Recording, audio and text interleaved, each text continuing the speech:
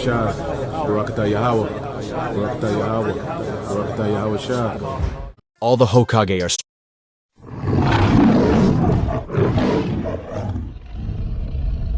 No, $15,000 in food stamps and $5,000 in cash money monthly. Every month they're getting that. Yes, and they're getting 6 months free rent. But this was the first time I heard about it. Now that I've heard it's 2 years free rent, getting Section 8 first prioritized before the citizens. Wow. So the Venezuelan migrants that are coming in here, they are getting 6 months free rent, $15,000 in food stamps, and on a credit card, $5,000. Cash. Cash. Oh my goodness. How do people in Chicago feel about that? Well, people are angry because there's a lot of people, you know, that need help with Medicaid and food stamps and they get rejected. Tell me about people that you've seen on the streets collecting photos. By my house, there's a Walgreens. There's a lot of families that go stand by the door with a pamphlet saying they need money and food. And they're Venezuelans, getting money. And then they go on the bus and don't pay. Go on the trains, don't pay. And they're not getting in trouble for none of the wrong things they're doing. All right, Barakatah Yahweh, Barakatah Yahweh Shah, Barakatah Yahweh, Barakatah Yahweh Shah. I want to give all praise to Yahweh, Ba'ashem, Yahweh Shah, Ba'ashem, Rakak Wadash. I want to give double honors to the elders and the apostles in Great Millstone. And Barakatham to you brothers decided teaching this truth with faith and sincerity throughout the four corners of the earth. And what you just seen was a video of the Issacharite, Issacharite woman in Chicago. And she's basically complaining about what the city of Chicago is giving to the Venezuelans, you know. They're giving the Venezuelans, free rent, a place to stay, link card, what'd she say, 15,000 on a link card, a place to stay, and another 5,000 in cash, and the people that's been here, they're wondering like, damn, like, where's their shit at, And all it's doing is going to cause, it's going to cause like an uproar. It's going to cause, fights to break out, maybe shootings, And this is 2nd Esdras chapter 15, I'll start at verse 14. Woe to the world and them that dwell therein. For the sword and their destruction draweth nigh, and one people shall stand up and fight against another, and swords in their hands. And this is just the beginning, People are starting to, get fed up, And ultimately it's going to be, different kinds of race wars, Because they're looking at this shit like, damn, where's our shit? And they're not going to get it from the government. So what they going to do? They're going to, they're going to probably start taking shit, man. It's going to be all out fucking chaos, especially when all these other things, take place, and this is verse 16, for there shall be sedition among men, invading one another. They shall not regard their kings nor princes, and the counsels of their actions shall stand in their power. Okay?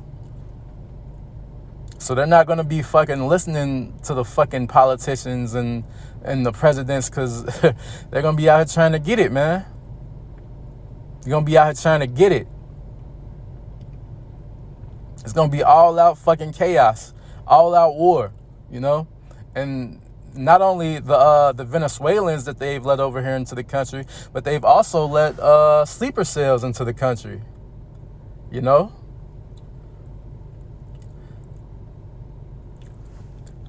They've let different types of immigrants from China, Saudi Arabia. It's going to be all hell breaking loose when they get the signal, when they get the word to to fucking act crazy, to do what they do, And this is verse 17. A man shall desire to go into a city and shall not be able, because they're going to, declare martial law. And they're going to have those UN troops out here, because they're sending all America's troops are going to be over there fighting the Third World War, So when this does happen, man, it's going to be crazy. And the apostle just posted a video yesterday.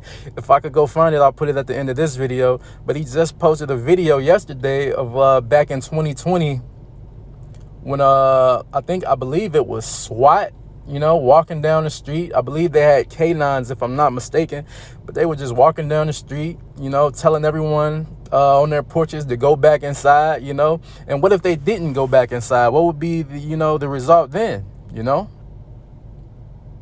So this is what's coming.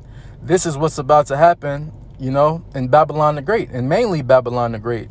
Okay. So that's pretty much all I wanted to go into in this lesson, you know. I want to give all praise to Yahweh, Ba'ashem, Yahweh Shai, Ba'ashem, Rakah Kwadash. I want to give double honors to the elders and the apostles in Great Millstone. Shalom. Hope you're edified. In Aurora, the video shows men entering an apartment building with several weapons and then busting down a door. And all of this taking place at the apartments, which had become a crime hotspot in that city. The video shows a group of men walking up a stairwell at the Edgett Lowry apartment complex in Aurora. All of them appear to be carrying rifles and handguns. Another video clip shows men forcing a door open. But what or who they were searching for, not clear. The video was shot in the building where Cindy and Edward Romero lived until today. They loaded up their stuff and moved out.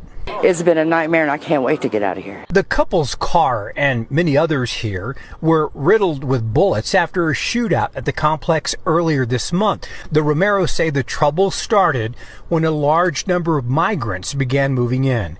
They had not been able to move out for different reasons. We couldn't get any. We tried reaching out to the resources, but they told this is a slumlord issue. No. It doesn't matter what issue you want to say. Venezuelan prison gangs took over a 99 apartment unit complex, and then instead of sending the money to the landlord, they were collecting the rent.